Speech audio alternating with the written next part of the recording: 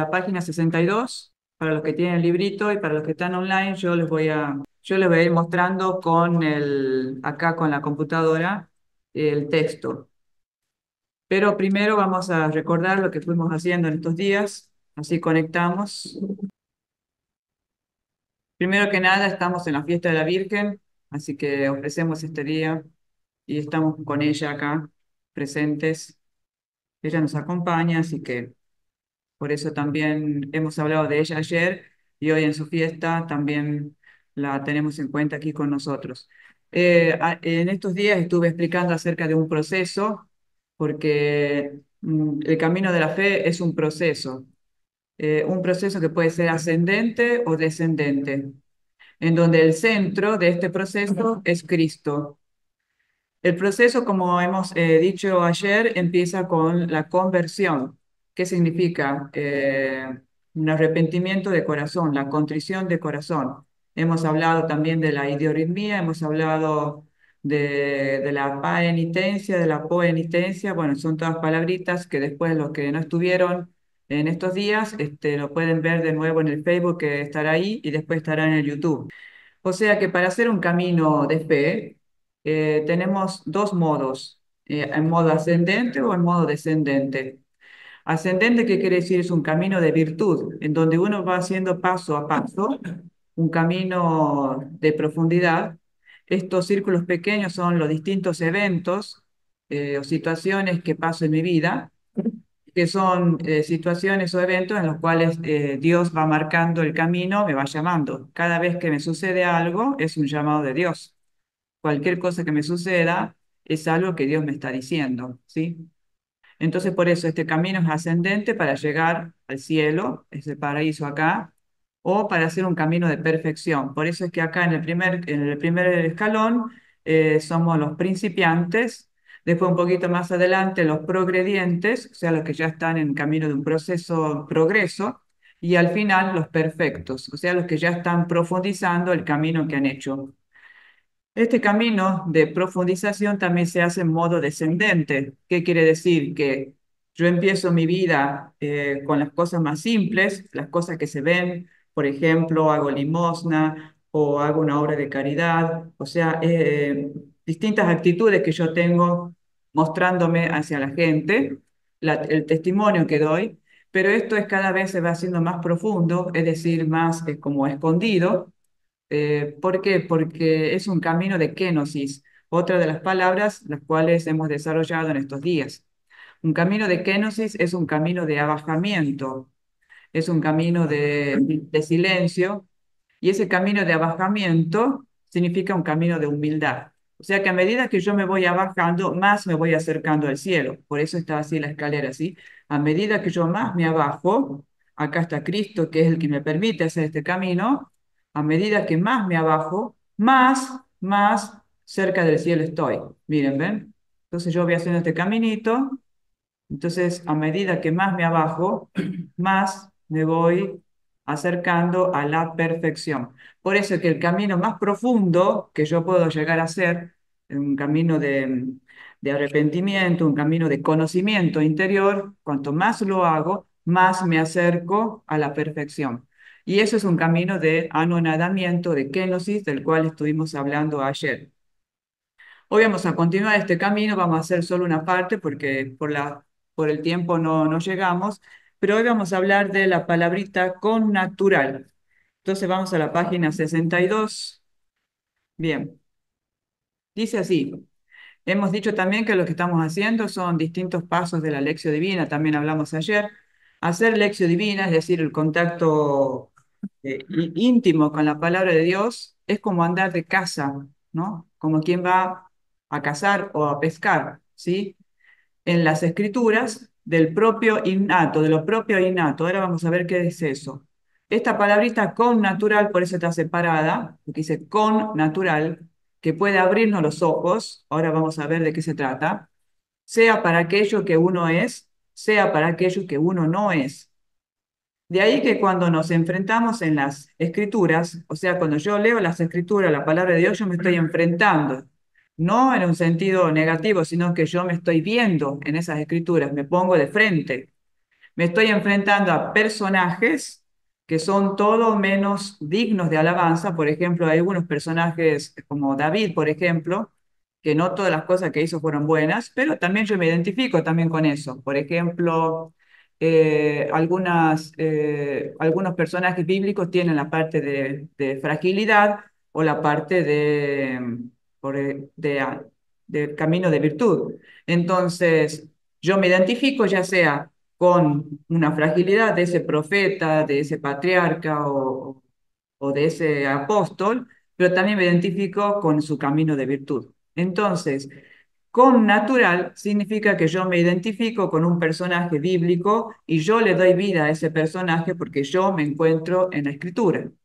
Entonces, por ejemplo, las escrituras, por eso podemos decir que las escrituras pueden hablar de nosotros en nuestra respuesta positiva a la palabra de Dios, pero también pueden hablar de nuestra respuesta negativa. Por ejemplo, algún pecado que hizo algún personaje bíblico, yo me siento identificada con ese pecado. O puede ser que me identifique con algo bueno que hizo también ese personaje. Entonces, cuando decimos que en la lección divina yo busco mi con natural, yo busco también en la Biblia el personaje con el cual yo me identifico, ya sea con su fragilidad como también con sus virtudes. Por ejemplo, Pablo lo dice explícitamente. Cuando era niño, hablaba como niño, razonaba como niño. Cuando me hice adulto, las cosas que entendía de niño ya no me servían, porque entendía otras. El mismo texto, leído quizá un año o una semana antes, ofrecía ciertas sugerencias. Por ejemplo, releído por segunda vez, ofrecía profundizar en la comprensión tanto del texto como de nosotros mismos. Es decir, que uno va haciendo un camino. El texto al principio me va hablando como si yo fuera un niño, pero a medida que yo voy creciendo en el camino espiritual, ya no soy como niño, sino soy como adulto. Entonces el texto me va diciendo cosas nuevas. Por eso es que la lección divina, como dice acá Juan Casiano, es una búsqueda. Y él, Juan Casiano, que es un padre de la iglesia del siglo cuarto, quinto, dice lo siguiente: a eso de buscar ese con natural en la Sagrada Escritura, él lo llamó singenes. Singenes, esto es una palabra griega. Esta es una palabrita que aprenderemos hoy, ¿sí? Los primeros pasos que uno da para crecer en la experiencia de la fe y poder abrir cada vez más el corazón y dejarlo calentar en el pecho, como dicen los discípulos de Maús, al conocer mejor las escrituras, son los que hemos descrito hasta ahora. Recuerden que hemos hablado de esto, que la Sagrada Escritura nos traspasa el corazón, ¿sí? Sin embargo, esto no ocurre una sola vez ni con un solo personaje. También parece que para conseguirlo es necesario adquirir una especie de hábitus, ¿sí? Esto que nosotros decimos de leer la palabra todos los días. Es decir, que la palabra a mí no me va a traspasar el corazón, no me va a hacer sentir algo, ¿cómo decir? Algo fuerte, algo que me hace vibrar, ¿no? Si no hay un hábitus. Por eso acá dijimos, para que yo pueda vibrar con la palabra de Dios es necesario un hábito, es decir, hacerlo todos los días, hasta el punto de no poder dormir si uno no ha experimentado al menos un breve encuentro íntimo con las Escrituras durante todo un día. Entonces, hasta el punto de no poder dormir.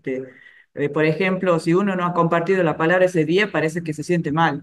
Entonces, o si no tiene la liturgia cotidiana en la mano ese día, parece que no ha leído la palabra, ¿no? A veces pasa eso. Es bueno que eso pase. Significa que ya hay un hábito. Cuando uno se siente mal porque no leyó la Biblia ese día, está bueno, porque quiere decir que ya está el hábito dentro de nosotros. Entonces, habría que llegar al extremo de sentirse culpable, como dice acá, por no haber regalado al menos un momento del día, del tiempo, para experimentar la intimidad con la escritura durante las 24 horas de nuestro día, ¿no? Por supuesto, también hay consejos prácticos para aquellos que quieren educar, por ejemplo, la cabeza para estar sobre el texto, pero se trataría de técnicas muy personalizadas, porque no hay técnicas para todos. ¿Qué quiere decir esto? Que no todos les sirven las mismas técnicas. Bueno, digo técnicas, por ejemplo, a algunos les resulta mejor leer a la mañana temprano, a otros les resulta mejor leer a la tarde, a otros les resulta mejor antes de ir a dormir. Es decir, no hay una técnica específica, pero sí cada uno tiene que encontrar la suya, ¿sí? Por eso acá dice que podemos decir algunos consejos, pero es necesario que cada uno encuentre el suyo.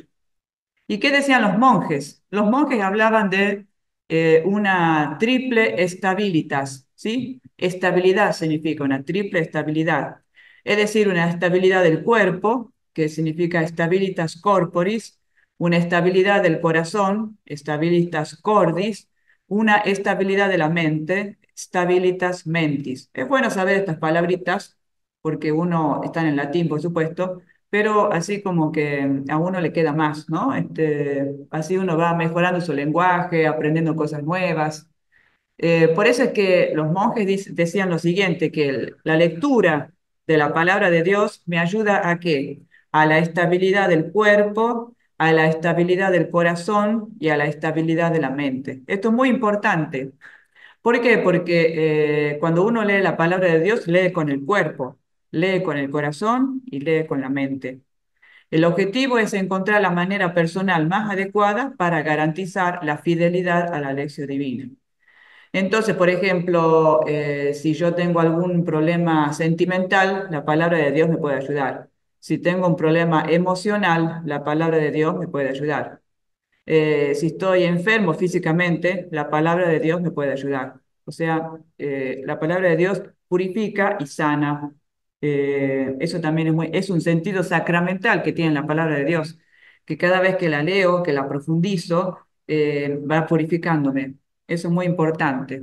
Mucha gente me ha preguntado, ¿y cómo puedo hacer un camino de purificación? Leyendo la palabra de Dios. Eso purifica y sana. Por lo tanto, se debe elegir el método más adecuado a la propia persona. Recuerden que ayer, estos días, hemos hablado de iriodismia, que la iriodismia, que es, ya dijimos esto, que cada uno tiene un proceso, un tiempo personal que debe respetarse y cada uno tiene su propio ritmo, su propio proceso. Entonces, por lo tanto, lo que me sirve a mí, quizás para otro no le sirve.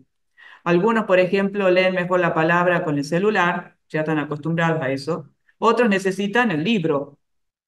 Otros necesitan la liturgia cotidiana, que es el librito más chiquito. Otros necesitan la Biblia, el libro grande. Por eso cada uno encuentra lo suyo. Pero lo importante es que sean las escrituras. Es muy importante, sea cual sea el método, ser fiel diariamente a eso, a lo que al principio puede ser simplemente un ejercicio ascético. Esta es otra palabrita que quería decir hoy. Cada vez que nosotros leemos la palabra de Dios, o sea que nos, entre comillas, nos obligamos, o sea, buscamos el momento, no nos sentimos bien, pero lo hacemos lo mismo. Por ejemplo, ese día he tenido problemas y lo mismo la leo. Eso se llama ejercicio ascético. ¿Qué significa? Ascético significa es un ejercicio, es un ejercicio como en una esto le llamaban los griegos a la palestra, o sea, donde iban los atletas a ejercitarse. Entonces el atleta se ejercitaba, se llamaba eso ascesis, ¿no? Uno se ejercita. O sea, es eso, ¿no? Como estar en forma, ¿no? Un atleta necesita estar en forma, por lo tanto, todos los días tiene que hacer la dieta necesaria, tiene que dedicar tantas horas, sabe que no puede andar de noche de fiesta porque tiene que prepararse para una competencia. Entonces, el ejercicio ascético significa renunciar a lo que a mí me gustaría. Por ejemplo, yo conozco muchos atletas que les gustaría comer un helado, pero no lo están comiendo porque están en tiempo de ejercicio físico, por ejemplo. Entonces, el ejercicio ascético en el mundo espiritual, eso lo tomamos de los griegos, significa el ejercicio de todos los días, o sea, ponerse en forma en la palabra de Dios. Entonces, practicar la triple fidelidad al lugar, a la hora y a la cantidad de horas del tiempo. Esto es ascesis, buscar el lugar para leer, la hora del día en la cual tengo que leer y la cantidad de tiempo que le tengo que dedicar a ese ejercicio. Eso depende de cada uno. Hay lecturas que, por ejemplo, uno las lee y no saca en ese momento nada, ¿no? Entonces tiene que buscar, a ver, algo tengo que sacar de esa lectura. Entonces capaz que necesita leerse de vuelta o leer más veces eh, o dedicarle un poco más de tiempo. Entonces, Obviamente, quien tiene un trabajo un poco complicado porque hay una exigencia de muchas horas, tiene que ver en qué momento va a leer, ¿sí? Cada uno siempre encuentra un momentito. Lo importante es que encuentre el lugar, la hora y la cantidad de horas, ¿sí? Que se debe dedicar, teniendo en cuenta la idiorritmia, que es lo que dije, pero respetando siempre la sobria ebrietas. ¿Qué significa este otra palabrita de la cual he hablado? Sobria ebrietas significa equilibrio. Es decir, no, yo tengo un trabajo de 8 horas y tengo que ver cómo pongo la palabra de Dios para leerla, en qué momento. Por ejemplo, si yo tengo un trabajo de mucha concentración en esas horas de trabajo y no puedo leer, no voy a leer en el trabajo. Es complicado. Pero puedo leer antes de ir o después cuando llego o en las pausas que tengo. Entonces, la sobria ebrietas significa que a todo yo le doy el tiempo necesario, el tiempo oportuno. Por ejemplo, sobria ebrietas significa no dejarse llevar por las emociones cuando están muy altas o cuando están muy bajas. Por eso estoy muy alterado, entonces tengo que bajar un poco los decibeles. La palabra de Dios te ayuda a bajar un poco, pero es necesario a bajar un poco esa ira para poder leer, porque si no vas a leer mal. Entonces yo no puedo leer si estoy alterada en un viaje. Es mejor no leer, porque si no puedo leer un texto y leerlo mal y no sacar el mensaje. Por eso es mejor aquietarse un poco, leer menos, leer al menos 2 o 3 frases y quedarme con eso. No puedo leer todo el texto, pero al menos leo una frase. Entonces cuando estoy así con un ritmo muy acelerado en el día, al menos 2 o 3 frases, con eso ya puede ayudar.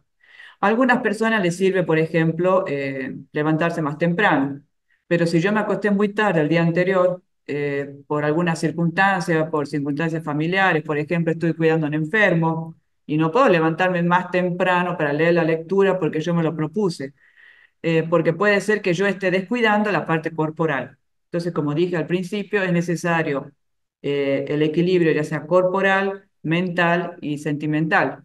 Entonces, todo eso uno lo tiene que regular, porque por ejemplo, si uno por ejemplo, escucha a mucha gente que lleva un ritmo muy acelerado, bueno, tiene que buscar en el día el momento que sea menos acelerado para leer alguna cosita, ¿sí? Eh, Algunas personas por el tipo de trabajo les permite, por ejemplo, en el trabajo que yo tengo varios espacios en donde ninguna persona viene a hablar conmigo. Entonces ahí aprovecho yo esos momentitos para leer. Eso es la sobria ebrietas. O sobria ebrietas es que, por ejemplo, a veces yo me estoy acostando muy tarde y al otro día sé que a la mañana no voy a estar muy bien para la lectura. Entonces no leo a la mañana, leo un poquito más tarde. ¿Sí? Eso depende de cada uno. Pero lo importante es respetar estos ritmos y hacerlo, ¿sí? Lo más importante es el encuentro con el texto. El texto, el encuentro con ese texto que ya hemos dicho que es Jesús mismo, que es la palabra que permite llegar a la palabra sea el centro de la rueda de las 24 horas de un día normal, ¿sí? El centro de la palabra. Y hacerlo con amor. Si dos novios empiezan a no encontrarse más, esto es claramente una señal para decir ya no te quiero. Entonces, cuando uno se da cuenta de que la persona ya no te quiere, y bueno, cuando ya no te busca para nada. Entonces, por eso dice acá, dos enamorados que han hecho un camino y después ya cuando ya no hay tiempo para el enamorado porque hay otras cosas, y bueno, significa que el amor está cambiado, ya no es el amor, ¿sí? Entonces eso es muy importante, que también en la palabra sucede eso, que cuando ya no busco el espacio con la palabra, quiere decir que mi amor por la palabra se ha disminuido o directamente ya no la quiero, porque la he suplantado por otras cosas.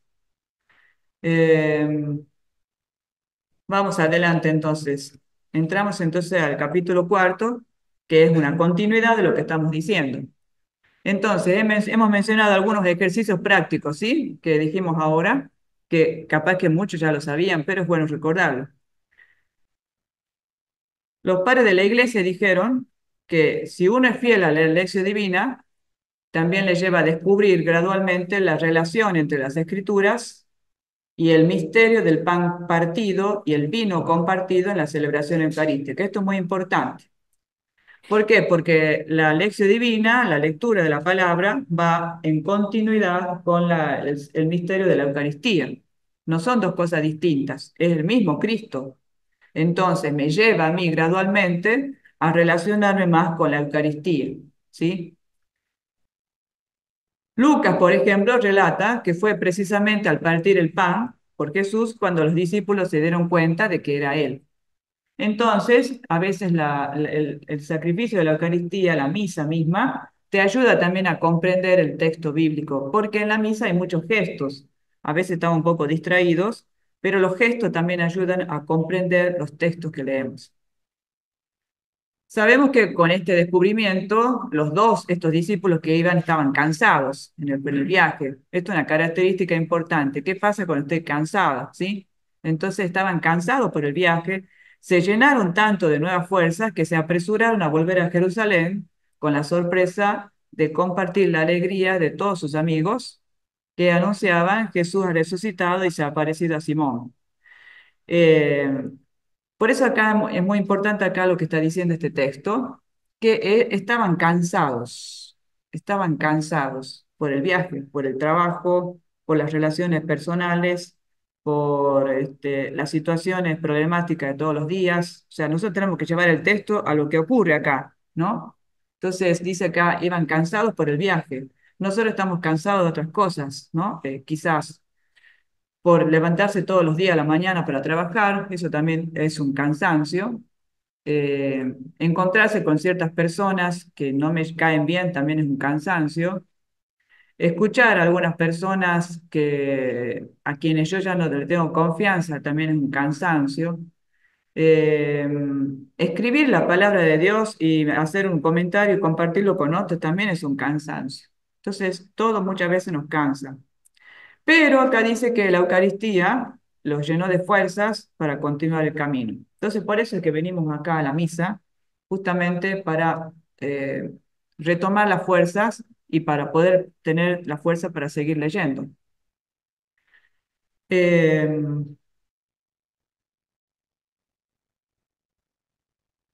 el gesto de leer las escrituras y el de la comida comunitaria, o sea, de partir el pan, se relacionan entre sí, ¿no? Y que nunca se olvidaron a lo largo de la historia de la iglesia. Por eso es que para la iglesia, para nosotros que pertenecemos a ella, es muy importante las dos cosas, las escrituras y el gesto de la Eucaristía, van juntas.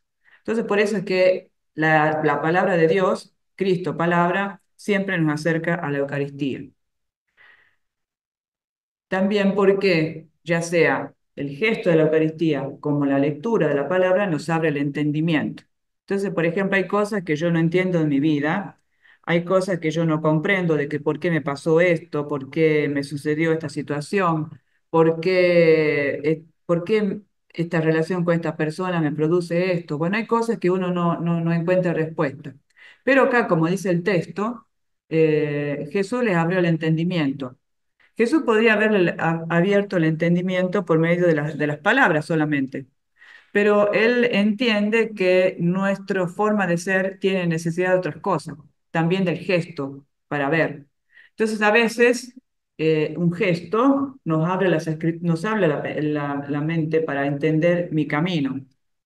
Por eso es que la misa, los sacramentos, tienen muchos gestos. Por ejemplo, el bautismo tiene muchos gestos, el agua, el color blanco, el cirio que se enciende. eh, por ejemplo, también el aceite, que ungir a la persona. Bueno, son todos esos gestos que me ayudan a mí a entender. Y Jesús se dio cuenta de eso, que nosotros necesitamos de gestos, ¿sí? Entonces los gestos y las palabras nos hacen entender mejor nuestra situación personal.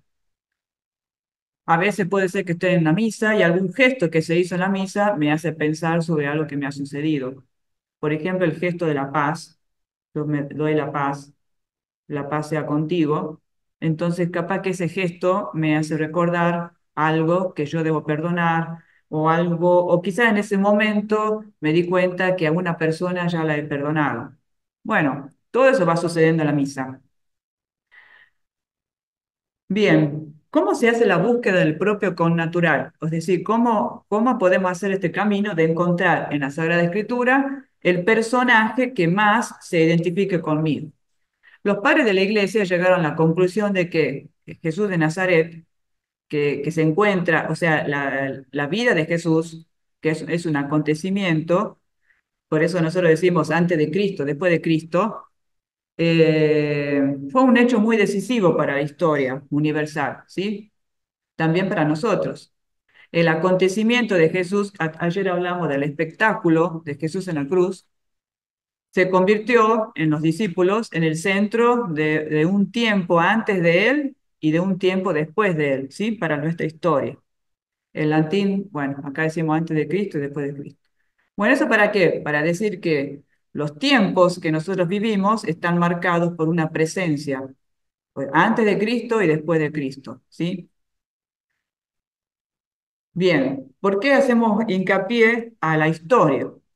Eh, Porque en la historia nosotros somos parte de una historia. Por eso dice acá, desde los orígenes, el fiat lux, dice del Génesis, es decir, lo que sucedió en el Génesis con la creación del hombre, todo lo que sucedió en ese momento de la infidelidad del hombre a Dios, hasta la concepción de María, dice, se convirtió en un tiempo de profecías, de anticipaciones, de presagios de lo que iba a suceder en el seno de María. Es decir, todo lo que ya pasó con Eva, por ejemplo, es un adelanto de lo que iba a pasar con María después, hablando hoy de María. Es decir, que como la raíz de una planta que da el tallo, luego las hojas, las flores y el fruto, empezando por el fruto por excelencia concebido en el seno virginal de María. Es decir, lo que yo leo en el Génesis ya me va anunciando el nacimiento de Jesús, ya me va anunciando la presencia de María. Toda la historia del mundo, explicaban los padres de la iglesia, anuncia este acontecimiento, es decir, un acontecimiento que se desarrolla en la vida concreta, es decir, en la historia de Jesús, en su pasión, en su muerte y resurrección, y continúa a lo largo de la historia de la iglesia y del mundo. Es decir, lo que vivió Jesús continúa en mi vida, continúa en lo que yo vivo todos los días. ¿Cómo sucede eso? Ahora lo vamos a explicar. Hay una necesidad, para quien lea las escrituras, de revisitar, o sea, ver de nuevo, visitar de nuevo estos tiempos, o sea, el Antiguo Testamento y el Nuevo Testamento, teniendo en cuenta que el Nuevo Testamento no era concebible como un solo libro, al igual que el Antiguo Testamento no era concebible como una colección de libros y nada más, ¿sí? Pero todo el Antiguo Testamento abarcaba la historia del mundo y de la humanidad, y todo el Nuevo Testamento abarca desde la resurrección de Jesús hasta el glorioso retorno de Jesús. Esto significa para los padres que nosotros que estamos en el Nuevo Testamento, seguimos escribiendo el Nuevo Testamento con nuestras vidas. Esto es muy importante. La Biblia se sigue escribiendo. ¿Cómo? ¿No se terminó de escribir? Sí, obviamente, con el Apocalipsis que me viene la palabra en italiano, con el Apocalipsis se terminó de escribir la Biblia, pero no terminó vitalmente ahí. Es decir, si la palabra de Dios es Cristo, Cristo continúa viviendo en mí. Por lo tanto, todo lo que yo hago es parte también de la Biblia. Es decir, es como si la Biblia tuviera más hojas y en esas hojas en blanco escribo yo. O sea, yo sigo escribiendo con mi vida la historia de la salvación que se presenta en las Sagradas Escrituras. Por eso es que los padres judíos, por ejemplo, habían escrito el Antiguo Testamento antes de la venida de Jesús. Eh, Obviamente ellos no conocían todavía al Mesías, pero ya eran ellos un anticipo de esa venida de Jesús, que ellos no se dieron cuenta en ese momento. Los que se dieron cuenta somos nosotros. Por eso todos nos convertimos en un anticipo con nuestros santos del Nuevo Testamento. Es decir, por ejemplo, yo soy un anticipo de personas que vengan después, que quizás yo no conozca. Entonces, Pedro, Pablo, Juan, ellos fueron un anticipo de nosotros. ¿Qué significa un anticipo? Que a ellos les sucedieron cosas que después me sucederán a mí. Entonces también María le sucedió algo que después me va a suceder a mí. Por eso cuando yo leo la Biblia, leo, por ejemplo, la historia de Saqueo, por ejemplo, quizás yo me identifique con Saqueo. Bueno, entonces Saqueo es una profecía para mí. ¿Qué quiere decir? Que quizás yo leo a Saqueo y en ese momento a mí no me llega ese texto, pero me está anunciando algo que puede ser que me suceda a mí después. Por ejemplo, eh, capaz que después a mí me suceda que tenga que dar a los demás algo que quizás yo les he robado, no que he robado materialmente, pero quizás les he robado parte de sus vidas, les he robado quizás la alegría, les he robado el amor, les he robado quizás la esperanza, les he robado quizás un proyecto que tenían para sus vidas. Entonces yo les tengo que retribuir a ellos, a esas personas, lo que yo les he robado. Les robé la esperanza, les doy la esperanza. Ahora les doy la alegría, les doy. Eh, es decir, que la escritura, cuando yo la leo y no siento que me identifico con ese texto, me está anticipando de algo que a mí me va a pasar después. En ese momento no me di cuenta, pero después cuando me pasan las cosas digo, ah, me está pasando como le pasó a Saqueo, ah, me está pasando como los discípulos de Maús, ah, me está pasando como le pasó a Marta y María que estaban ahí con Jesús, me está pasando lo mismo. Obviamente que esto puede decir una persona que lee siempre, ¿sí? Entonces, todos nos convertimos, de hecho, en un anticipo. Nosotros somos anticipos de los que vengan después de nosotros con nuestros santos del Nuevo Testamento, junto a la historia de la salvación del Nuevo Testamento, de lo que llegará a su fin en la parucía, o sea, cuando venga Jesús de vuelta, al final de los tiempos, llamando tipoi, es decir, modelo, tipo, modelo. Por eso es que yo en la Sagrada Escritura encuentro un tipo, un modelo, que puede ser un profeta del Antiguo Testamento, puede ser también un evangelista del Nuevo Testamento. Entonces, tipo, modelo que yo encuentro, y a la vez yo me convierto en tipo y modelo de otros que vengan después. Y dice acá otra palabrita, icones, icono, icono, icones en griego, imagen. Entonces hay un tipo y una imagen. Es decir, tipo es un modelo que yo veo concretamente, lo veo a ese modelo en la Sagrada Escritura. O una imagen, es decir, como un reflejo que me llega solamente. Ya sea el modelo concreto, esa persona, o una imagen que yo veo, un signo que yo veo en la Sagrada Escritura, los dos elementos me van anticipando a lo que a mí me va a suceder después. ¿Sí? Hay una necesidad de comprender, ¿sí? Mirando a Jesús, su vida, lo que a él le pasó, un personaje, veo un acontecimiento, ¿sí? Entonces, todo eso se convierte en mí como en un ícono. Por ejemplo, eh, María Magdalena puede ser un ícono para mí, como un reflejo de mi vida, una imagen, ¿sí? Un ícono, una imagen. Entonces hay una búsqueda en la lección divina de nuestro connatural, que está compuesto por una imagen, un icono o un modelo. Entonces, este connatural que está en la Sagrada Escritura conmigo, que es mi síngenes o mi consanguíneo. Síngenes significa consanguíneo. ¿Qué quiere decir? Que comparte lo mismo que le pasa a mí. Yo comparto lo mismo que le pasa a ese personaje. Entonces hay una familiaridad, eso significa. Síngenes, hay una familiaridad con ese personaje con el cual yo me identifico. Y a veces puede ser que me identifique con un personaje, con dos, con tres. Puede ser que a veces yo me identifique con Marta de Betania, porque estoy siempre al servicio. O puede ser que me identifique con María, porque estoy a los pies de Jesús escuchando su palabra. Las dos imágenes, los dos iconos, los dos modelos me sirven a mí para encontrarme con mi connatural. Ya ayer lo dije que quien lee la palabra de Dios y la pone en práctica, dice Jesús, es mi madre, mis hermanos, ¿sí? Por eso es mi connatural. Entonces, ¿quiénes son estos connaturales escondidos en la Biblia? En concreto, ¿quiénes son? Se podría empezar a buscarlos desde el misterio de los orígenes de la humanidad hasta llegar a la Virgen María. En realidad, a cada uno de nosotros, para conocernos a nosotros mismos en este tiempo, que es anticipación, anticipo del retorno de Jesús, se nos pide que nos encontremos en un personaje del Antiguo Testamento, que es toda la historia del mundo ahí en el Antiguo Testamento, para poder decir, yo soy otro Abraham, yo soy otro Isaac, yo soy otro David, yo soy otro Jeremías.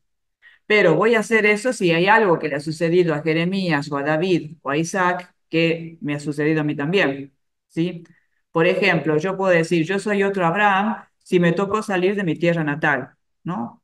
Me salí de mi tierra natal en búsqueda de un proyecto que el Señor me está mostrando, que todavía no lo conozco, pero yo salgo. Dejo la casa de mi padre, dejo mis cosas para ir a un lugar que no conozco bien, pero sé que el Señor me espera ahí, por ejemplo. A veces sucede, a ver, no solamente en el ámbito religioso, pero a veces sucede, por ejemplo, una persona que está buscando trabajo, una persona que está buscando un nuevo modo de vida. Entonces, mucha gente como los inmigrantes que dejan todo buscando una mejor vida, un mejor proyecto. Entonces son como un Abraham, ¿sí? Obviamente nosotros como leemos las escrituras nos identificamos y estamos así buscando un trabajo como este Abraham. La gente que no lee obviamente no se identifica con Abraham. Entonces, la lección divina debe servir para reconocer la propia identidad, como dijimos ayer, a partir de los que han profetizado su referencia a Cristo, Abraham, Isaac, Jacob, ¿sí? Que esto sería la historia de salvación. ¿Qué significa esto? Cada uno de nosotros tiene una historia de salvación que se conecta con la gran historia de salvación. Es decir, así como nosotros hacemos una historia de salvación, una línea del tiempo, donde están Adán y Eva, después viene Abraham, Isaac, Jacob, Moisés, etcétera, etcétera. Llegamos a Jesús en el medio, después siguen los apóstoles, después vienen los padres de la iglesia, hasta llegar hasta hoy, por ejemplo. Entonces somos parte de esa historia. La historia no se ha terminado. O sea, cuando hablamos de historia de la salvación, hablamos de lo que dice la Sagrada Escritura, hablamos de lo que pasó después con la tradición de la iglesia, con la sucesión de los apóstoles, que son los papas, los obispos, con los padres de la iglesia, con los laicos que han continuado el mensaje de Jesús hasta los días de hoy. ¿Sí? Esa es la historia de salvación. Por lo tanto, somos una prolongación de la Sagrada Escritura. Creo que cada uno tendría que buscar cuál es en la Sagrada Escritura su síngenes. Eh, sí, todavía tenemos tiempo. Pero para poder identificar y comprender el propio connatural, no hay que detenerse únicamente, dice acá, en el don revelador de la gracia. O sea, no hay que detenerse en la parte, como decir, que a ver, que tiene que ser algo súper revelado por Dios para darme cuenta de eso.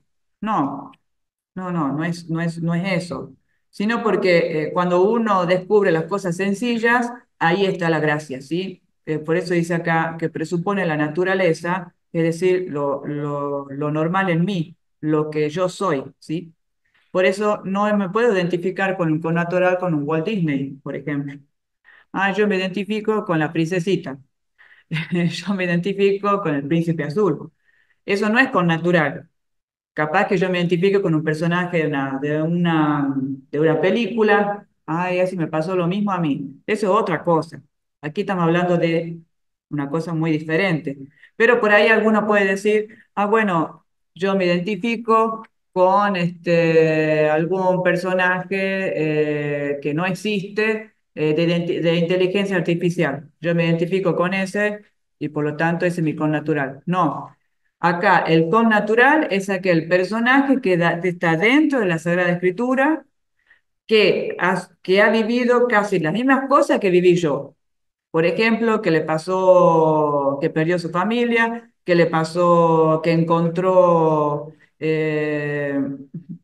por ejemplo, que le ha pasado como a los discípulos de Maús, que no encontraba el sentido de las escrituras, o que le pasó con María Magdalena, que se encontró con Jesús y que Jesús la purificó y desde ahí se convirtió en la primera apóstola para anunciar el Evangelio, etcétera, etcétera, etcétera.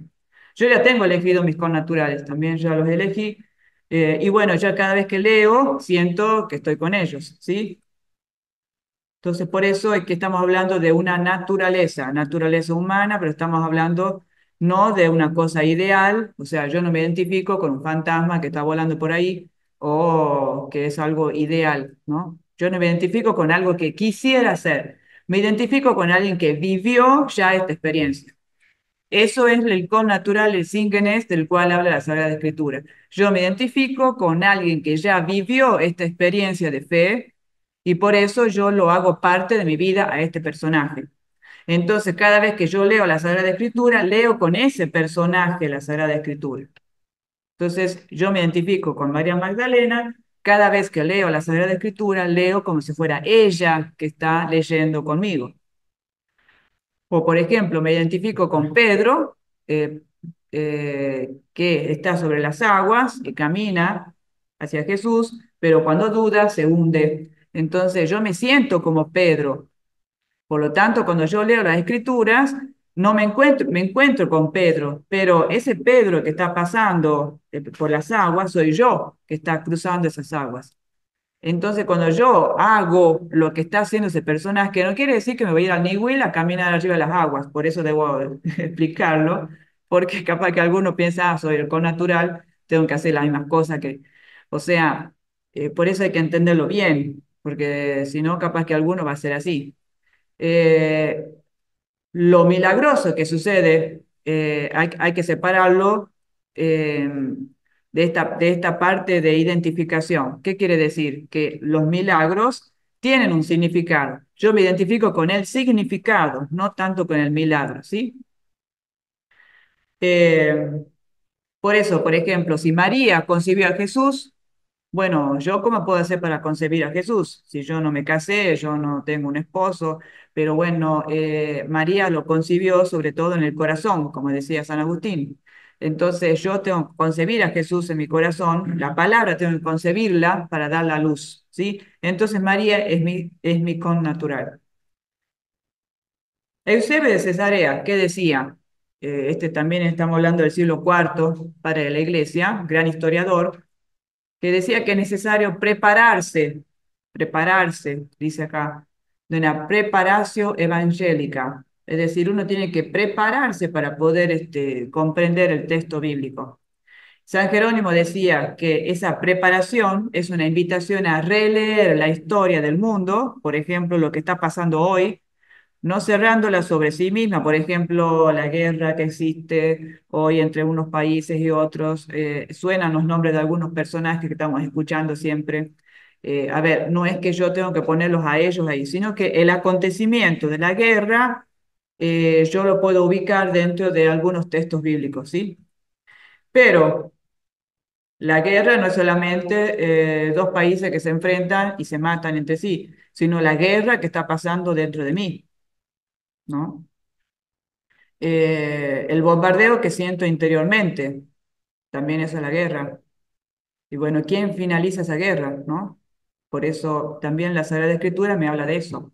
Gregorio Mano dice, cuanto más avanza el mundo hacia su cumplimiento, o sea, cuanto más pasa la historia, tanto más amplio se revela el conocimiento del misterio de Dios. Es decir, cuanto más caminamos en este proceso de la palabra, tanto más conoceremos el misterio de Dios, ¿sí? Entonces, este descubrimiento permitió a los padres de la Iglesia considerar toda la historia del mundo y de la humanidad, pasada, presente y futura, como una especie de patrimonio que tienen los cristianos, eh, que nos puede beneficiar. Es decir, por ejemplo, sucede una guerra en África, a mí no me toca, ¿sí? Porque estoy muy lejos, pero yo soy parte también de lo que a ellos les está pasando. Eh, cómo puedo hacer yo para unirme a los que están sufriendo ahí? O, por ejemplo, sucesos que han pasado hace mucho tiempo. ¿A mí me afectan o no me afectan? Siempre me afectan, solo que algunos son más cercanos, menos cercanos. Así sucede también en la Sagrada Escritura, porque en la Sagrada Escritura también hay guerras, también hay enfrentamientos. A ver, ¿cómo me llega eso a mí? Y bueno, por ejemplo, si a veces tengo guerra en mi familia, si a veces tengo guerra en mi lugar de trabajo, a veces en mi lugar de trabajo recibo cada bomba o tengo que andar caminando por un camino lleno de minas y me explota cada rato. Entonces, por eso es que el único modo que uno pueda hacer de la palabra de Dios parte de su vida es que todo lo que va pasando pueda releerlo dentro de la historia que va hablando la Sagrada Escritura. ¿Sí? Bueno, hasta acá. Después aquí ya hay por ejemplo, nos va hablando de cómo ser contemplativos en la Sagrada Escritura para poder adquirir las virtudes, sobre todo la prudencia, la justicia, la fortaleza, la templanza.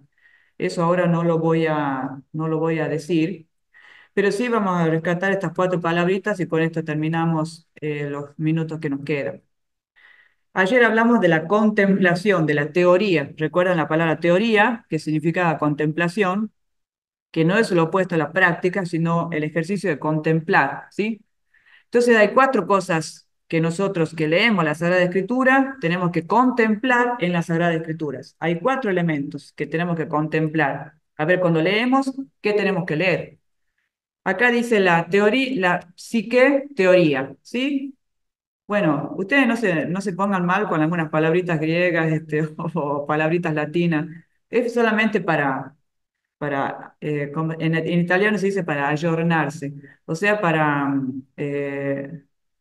alimentarse de cosas nuevas, ¿sí?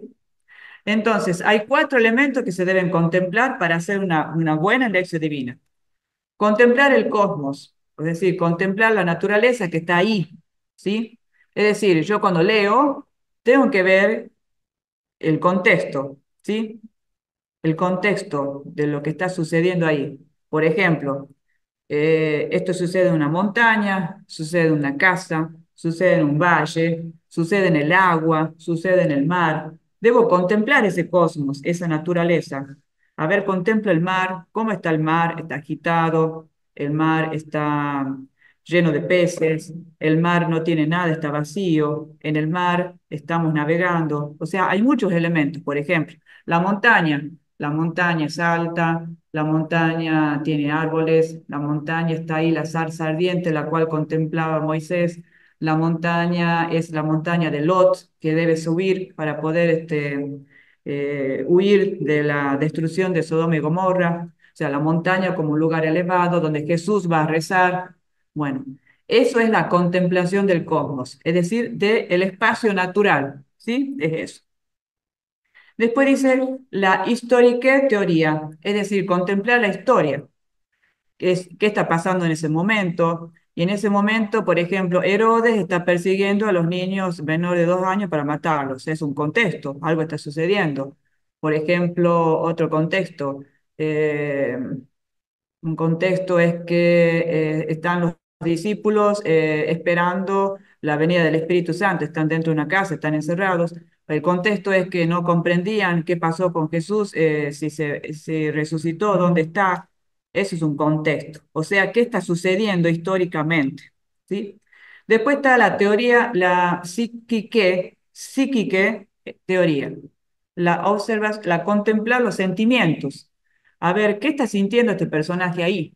Por ejemplo, a veces dice, Jesús se conmovió cuando vio a la multitud que estaban ahí en la montaña y que cuando les curó los enfermos, todo eso vio que no tenían nada para comer, se conmovió.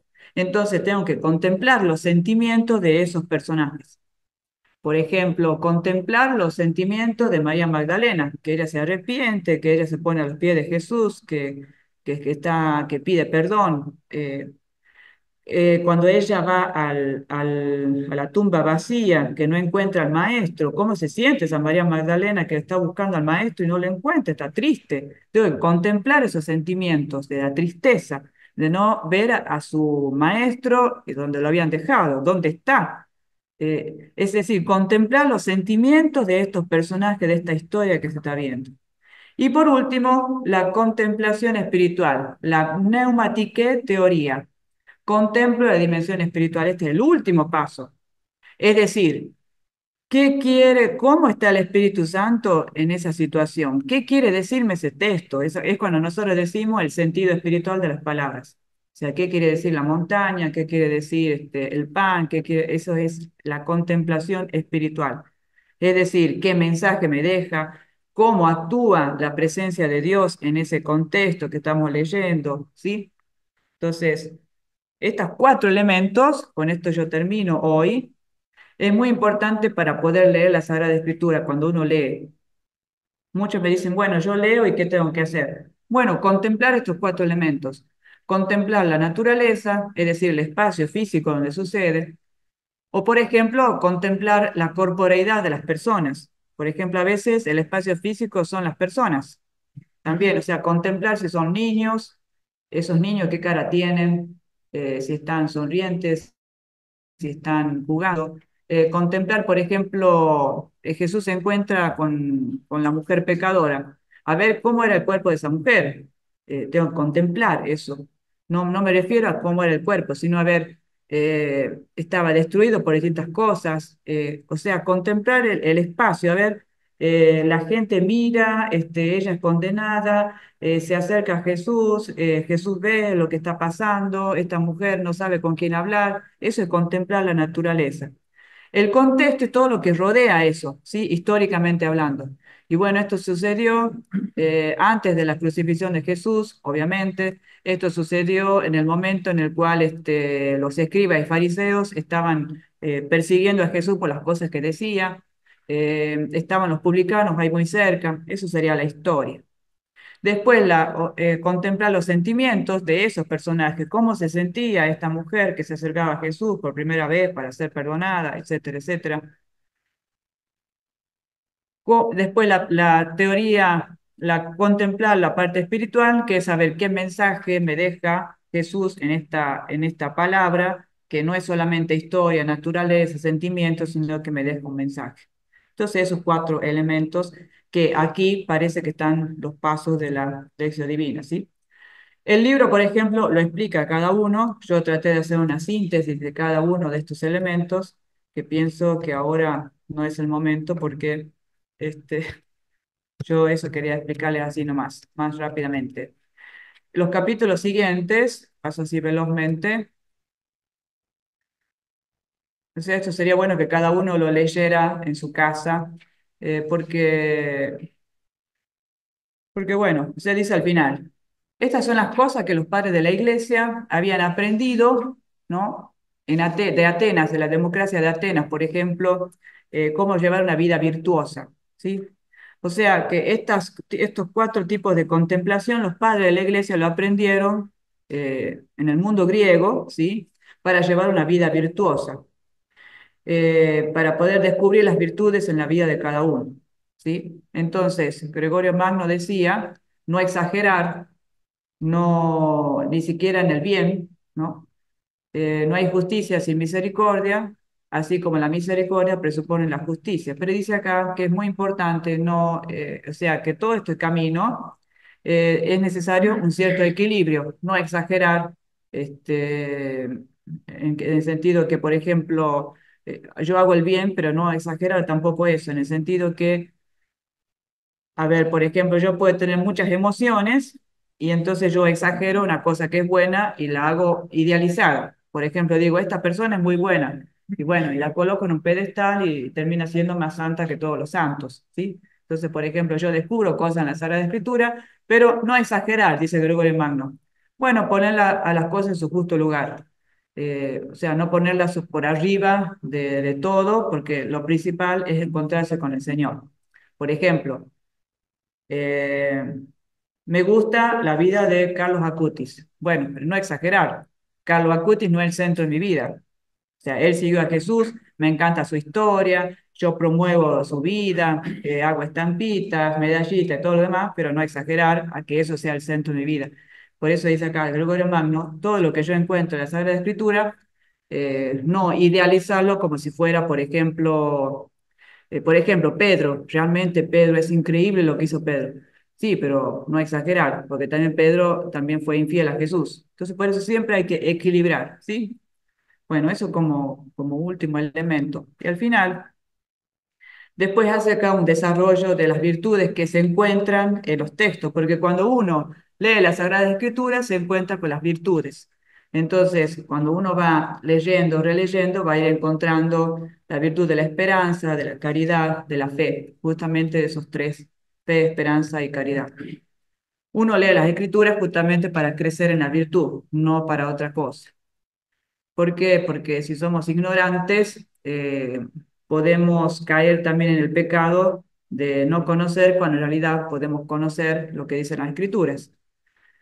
Jesús le dice a a los discípulos de modo, pero de verdad sois ignorantes, no comprendéis que todas estas cosas que han sucedido en Jerusalén estaban ya predichas por los profetas. Realmente son ignorantes, le dice Jesús directamente, porque no comprendieron, ¿sí? Por eso hay que salir de este espacio de ignorancia, si es que alguno se siente así, bueno, hay que leer, ¿sí?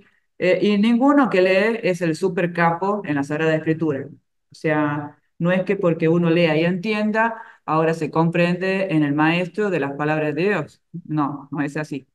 Eh, Cada uno va haciendo un proceso, va encontrando su con natural. Cuando uno le va bien, perfecto, estoy contento, estoy descubriendo cosas nuevas, pero también tengo que tener en cuenta que soy frágil y que a veces las cosas nuevas no las encuentro, tengo que volver a leer de nuevo los textos. Bueno, con esto creo que ya tenemos demasiado por el día de hoy. Eh, por eso me parece que son muchos elementos que vimos hoy. Ahora vamos a hacer un momentito de preguntas o de acotaciones que alguno quiera hacer sobre algunas palabras o también puede ser sobre eh, las otras reuniones que tuvimos. ¿Quieren hacer alguna pregunta o hacer alguna acotación o escribir algo si quieren escribir y yo lo leo? Este, o si hay algo que no se entendió o que se podría profundizar más, sería bueno si alguno lo dice, pero el libro continúa, ¿no? Por eso los que están en las otras provincias vamos a hacerles llegar los libros, eso le quería decir, que por medio de Liliana, yo ya quedé de acuerdo con ella para ver cómo les hacemos llegar al menos que tengan una o dos copias por grupo, entonces puedan releer todo porque tiene elementos muy importantes para leer la palabra de Dios. Justamente por eso es que estamos haciendo estas tres charlas que hacen una síntesis de lo que ustedes van a encontrar en este libro. Dice acá María José Romero, ¿cómo podemos ir haciendo el proceso para encontrar el con natural? Y bueno, leyendo, hay que ir leyendo el texto. Obviamente no siempre uno lo encuentra al principio, pero por ejemplo uno tiene que recordar cuando era niño cuál era el personaje que más le llegaba. Por ejemplo, yo me acuerdo que a mí me llegaba mucho Samuel, ¿no? Cuando yo era niña, me gustaba mucho Samuel. Bueno, lo anoto, lo anoto. Después en mi adolescencia, ¿cuál era quizás el personaje bíblico que más me llegaba? Capaz que era María o era Jesús, etcétera. Anotarlo. Y después pensar en este tiempo en el cual yo vivo, a ver, pensar en mi historia, las cosas que me han pasado últimamente, cuál sería el personaje bíblico, sea del Antiguo o del Nuevo Testamento, al cual le pasó las mismas cosas. Por ejemplo, capaz que le pasó, no sé, la pérdida de un ser querido. Bueno, hay varios con naturales, varios personajes bíblicos que les ha pasado eso. Y quizás al yo ser consanguínea de ese personaje, me ayude a mí a superar la situación que estoy viviendo, por ejemplo. Entonces, ese es un modo. O también puede ser algún personaje que me gusta mucho, que me llega. Ese es mi connatural, ¿no? ¿Por qué? Por su modo de hablar, por las cosas que dijo, y porque yo me siento así cercana. Ese también es. Puede ser que tenga dos connaturales o tres, ¿no? Pero no hay que cambiar tanto. Hay que tratar de que esos tres sean los que me guíen en la lectura también. Una preguntita. En esto de los connaturales, ¿Se escucha eso, no? ¿Sí? Bien. en esto de los connaturales, este, se entiende bien cuando son personajes bíblicos. ¿Pudiera ser que también fuera algún santo? Acá me preguntan los que están online si un connatural puede ser un santo. Siempre y cuando ese santo ha hecho algo que está bíblicamente. Generalmente, generalmente un santo, por ejemplo, ha seguido a Jesús por algo, también porque algo le pasó. Puede ser que, por ejemplo, yo me sienta muy cercana a Don Bosco, por ejemplo. ¿Y por qué? Porque hizo una cosa o hizo otra, porque se acercaba a los jóvenes. Pero Don Bosco se acercaba a los jóvenes porque vio algo en Jesús que le hizo a él acercarse a los jóvenes.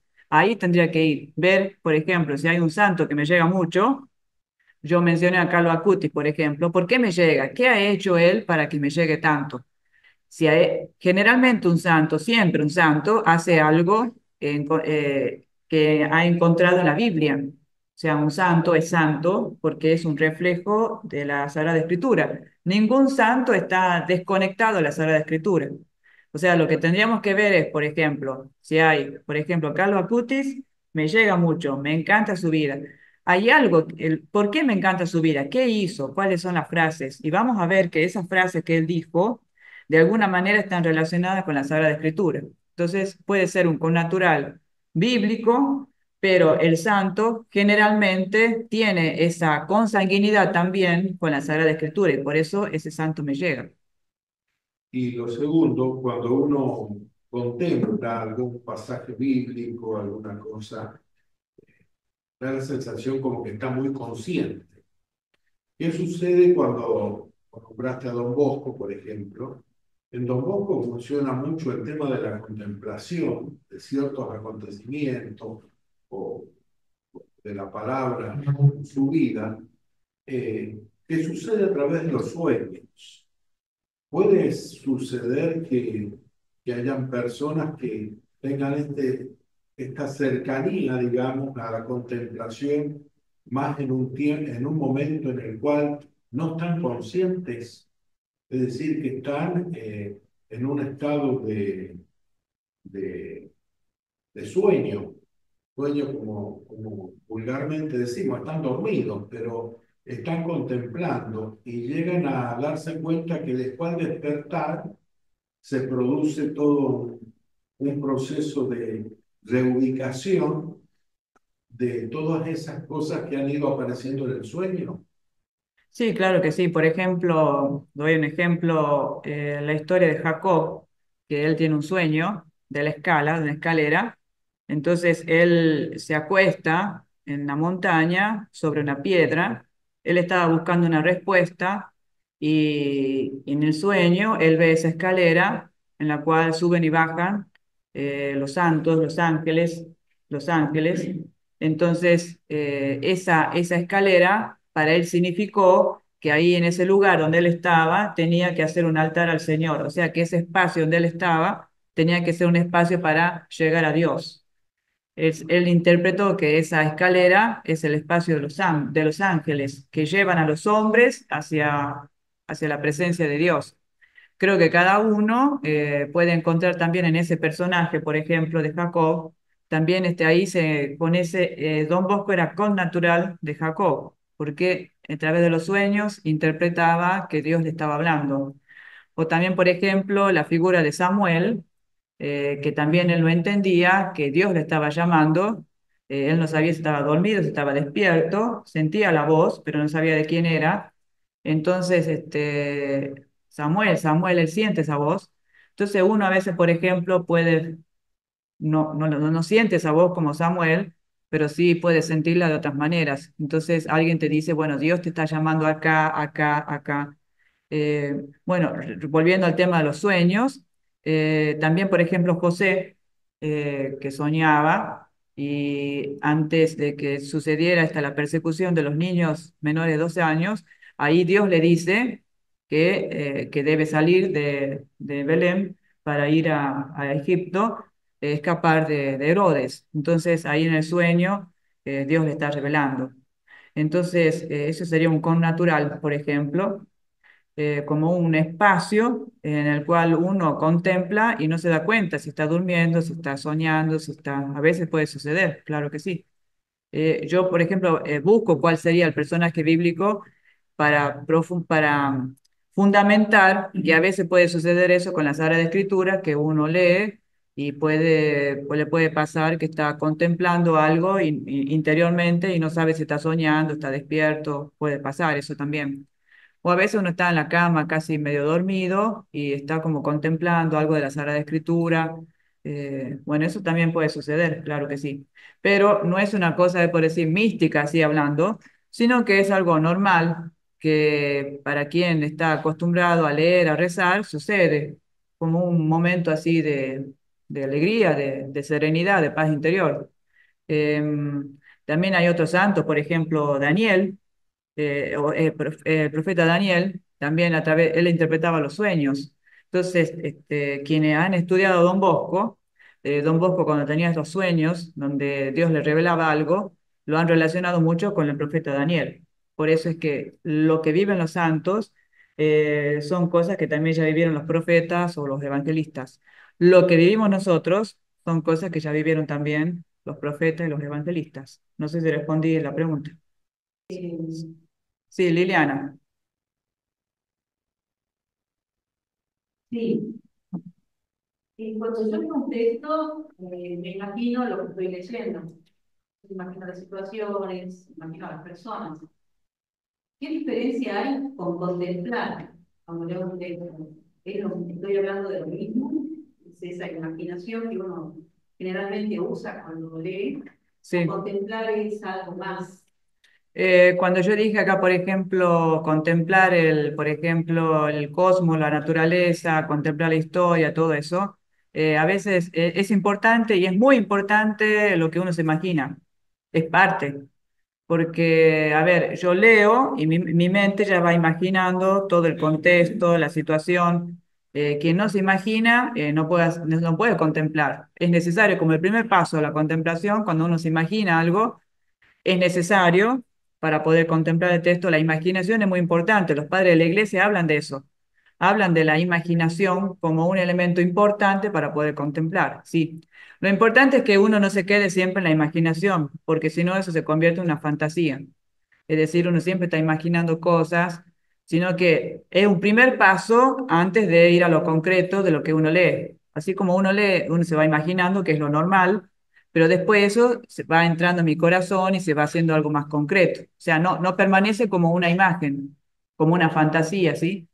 Porque puede ser que uno siempre esté con una fantasía, nada más. No sé si me explico. O sea, la imaginación es muy importante, porque eso me hace a mí contemplar el texto como un primer paso. Sí. Y cuando estoy leyendo y me saltan las distracciones, en este caso, ¿qué conviene hacer? ¿Sigo empecinándome en seguir leyendo o me detengo y dejo de leer? Cuando están las distracciones, es lo normal. Lo que siempre sucede es eso. Siempre uno se distrae por cualquier cosa. Releer de nuevo hasta que la distracción se vaya. Ahora, puede ser que la distracción sea una emoción fuerte. Hay distintos tipos de distracciones. Está una distracción pasajera. Por ejemplo, vino un niñito, yo estaba leyendo, empezó a gritar, después se fue el niñito, me distrajo por un momento, pero después yo vuelvo a entrar en el texto. Por ejemplo, los padres de la iglesia dicen que los monjes, cuando uno entra a su celda, a su habitación, tiene que leer los salmos. Dice que un modo de evitar la distracción es memorizarlos. Cuando uno está muy distraído, dice, es necesario memorizar. Uno lee, memoriza, memoriza, lee, lee, memoriza. Y cuando uno no está distraído, puede entrar mucho más en el texto. Pero por eso hay distracciones que son más complejas, es decir, como están relacionadas con una emoción. Por ejemplo, me enteré de la muerte de alguien y es un poco duro, entonces uno está ahí un poco como Leo y estoy todo el tiempo pensando en aquello que sucedió. Entonces, bueno, hay que esperar a que la emoción se vaya un poco. ¿Por qué? Porque eso no me permite leer, no puedo leer, porque realmente sigo pensando en aquello. Eh, pero puede pasar que uno lea y eso me haga como entrar en serenidad. ¿Sí? Eso también. Uno está choqueado por lo que ha sucedido. Por ejemplo, la muerte del Papa Francisco. Nosotros que estábamos en Roma fue un shock. Y estábamos en plena misa y es como que la misa no continuó. Teníamos que celebrar la misa y estábamos con esa noticia. Entonces, ¿cómo hacemos para que la noticia no invada? Y bueno, estábamos todas invadidas, cantamos como pudimos. Después, cuando se leen las lecturas, seguimos pensando en eso. En realidad fue muy difícil. O sea, la idea esa continuó porque fue un evento que continuó por días. Entonces, nosotros por días estábamos con esa idea. Y bueno, es normal. Uno lee el texto y lee, como parece que uno lee a medias y eso no te permite como entrar en el lenguaje más profundo de la escritura. Pero bueno, nosotros ¿qué hacíamos? Poníamos la intención en la misa y eso ayudaba más a que uno haga ingresar esa noticia en el momento de la lectura. Pero es la parte que dicen los padres de la iglesia, esa es la parte de la ascesis, de decir, bueno, a ver, hagamos el intento, sigamos leyendo, aunque no saquemos todo lo que hubiéramos querido sacar. Entonces, leer lo mismo, aunque esté ahí la imagen, aunque esté ahí el evento, uno lee lo mismo, aunque esto esté ahí. Después, a medida que pasa el tiempo, el evento como se va haciendo más chico, ¿por qué? Porque ya entró en mi realidad. Esto sucede porque el evento está afuera, ¿no? El evento está aquí afuera y me está como hablando, ¿sí? A medida que esto habla, mi interior como que está bloqueado. Pero a medida que pasan los días, el evento se va haciendo más chico y entonces mi interior se va haciendo más grande. Entonces, bueno, hay que tener un poco de paciencia, que es lo normal. El evento sigue estando ahí, es parte de mi historia, hasta que uno, sin darse cuenta, cuando pasan los días, sigue leyendo, el evento entra parte de mi historia. Entonces, en mi historia pasó esto y uno le integra, pero es cuestión del tiempo, ¿sí? Sí, Daniel. Eh, para entrar, o sea, hacer la lectura literal. Sí, Siempre uno hace una lectura literal. Antes de la lectura literal hacemos una oración sí. en la cual nos imponemos, nos ponemos en mano de Dios, ¿no? Y después de hacer la lectura literal, antes de ir al texto con texto, yo, por ejemplo, hace muchos años que lo primero que hago es pedir el espíritu de sabiduría, Claro, de discernimiento, de comprensión y de contemplación. Para mí bien, la contemplación es encontrar el trasfondo de la palabra, bien, encontrar, darle vida a la palabra en mí y en la historia de salvación, por ejemplo, traer la historia de salvación de ese contexto mm, del texto a mi vida actual. exacto.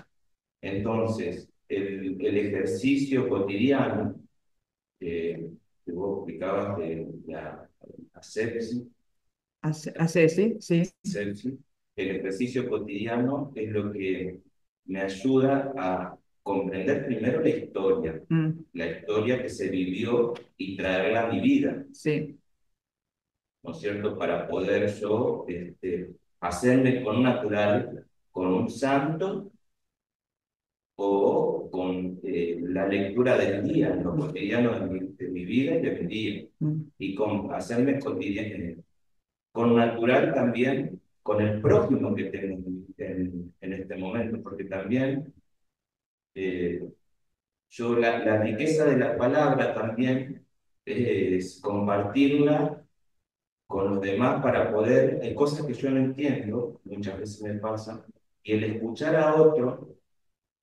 entendí lo que no entendía, ujú, o comprendí en otra persona, aunque sea un niño, o aunque sea adulto, o la primera vez que lo haya escuchado. ujú, Pero muchas veces, en tantos años que hemos leído la palabra, en el ejercicio cotidiano, el escuchar a otros, me ha ayudado, es como que siento a veces que yo no puedo decir que siento que sueño o que siento, no lo siento, pero sí siento que a veces me explica cosas a través de otra persona. ujú, Por eso yo digo que es importante compartir la palabra en grupo, entre todos, y sí. eso creo que es lo también principal, es lo que a mí me llama todo esto el, en la historia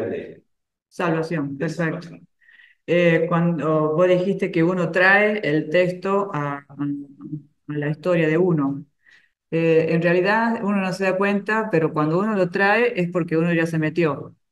Es como que uno se mete en el texto y después lo trae, porque uno no lo puede traer si uno no se mete en esa historia. O sea, el ejercicio es meterse primero para traerla. Esa es el modo para que el texto no quede solamente en una historia pasajera, sino que es una historia permanente, ¿sí? Sí, María de los Ángeles.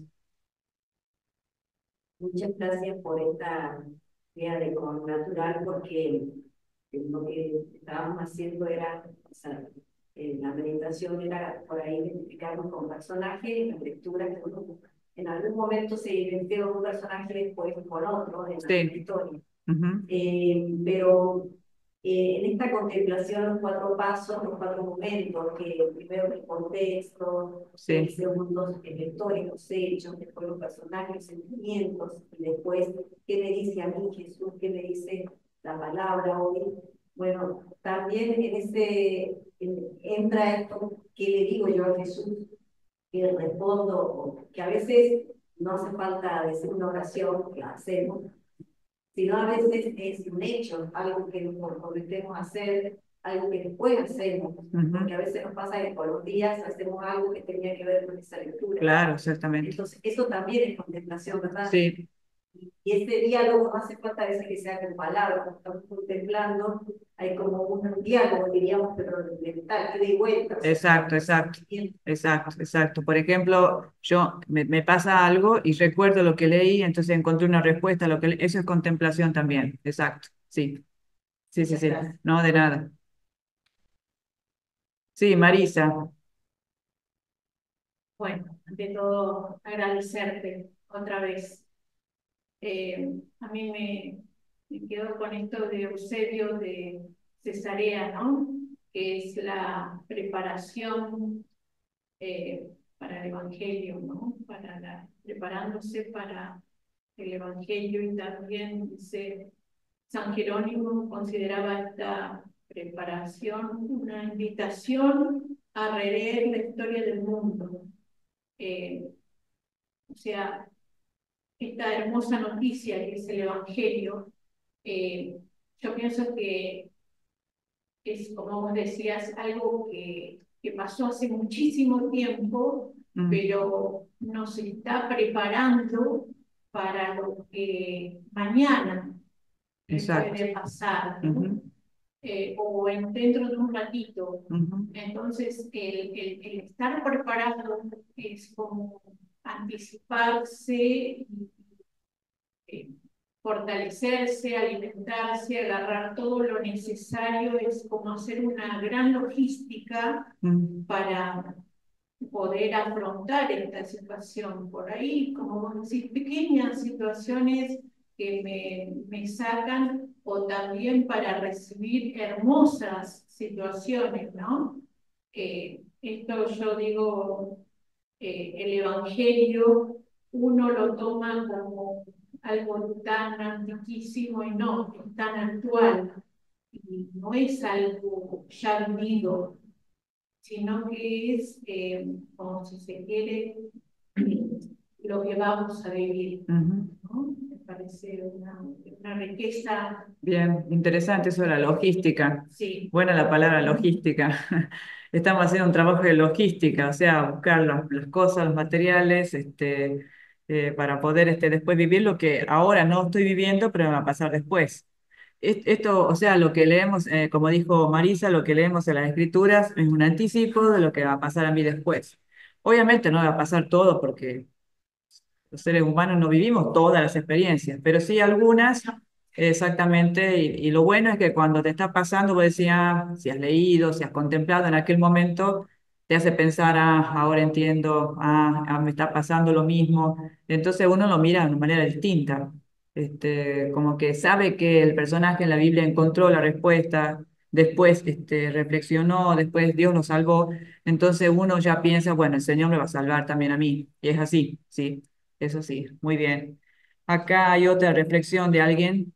Rosana dice, hola, escuchando la charla me viene a la mente todo lo que has expuesto. Siempre nos referimos a hacer de la palabra un crecimiento como consanguíneo precursor. A ver, lo voy a poner más grande, así leo mejor. Como consanguíneo precursor para otros, desde mí que estoy anclado en la palabra, sintiendo con natural en la lectura y siendo para otros. Exactamente, es así. Eh, Siempre, no, siempre como pusiste acá, siempre nos referimos a hacer de la palabra un crecimiento como consanguíneo precursor, exactamente, para otros, sí, para el que va a vivir algo después, o quizás algo que vivir yo también, pero también es para los otros, sí, es verdad. Entonces los otros cuando nos miran, por ejemplo, me sucede algo a mí y el otro me está mirando, o puede ser un familiar, una persona que me quiere mucho, entonces también esa persona entra parte de esta consanguinidad. O sea, cuando yo leo, mis hijos también entran acá en esta consanguinidad. ¿Por qué? Porque ellos son parte de mi vida. Entonces, ellos forman parte de todo este... Muy bien este aporte de Rosana, gracias.